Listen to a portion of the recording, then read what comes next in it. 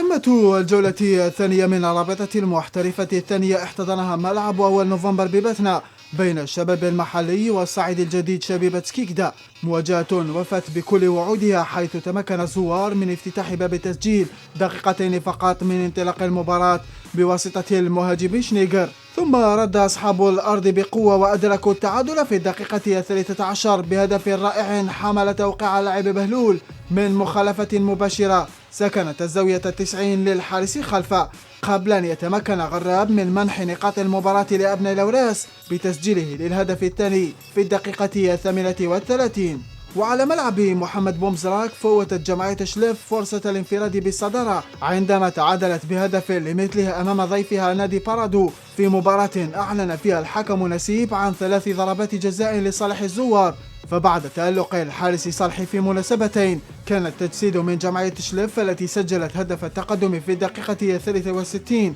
بواسطة اللاعب سماحي، قبل أن يستفيد نادي بارادو من ركلة جزاء ثالثة حولها المخضرم اسماعيل شاوي بنجاح إلى هدف التعديل، حارما بذلك الجمعية من تسجيل الفوز الثاني على التوالي.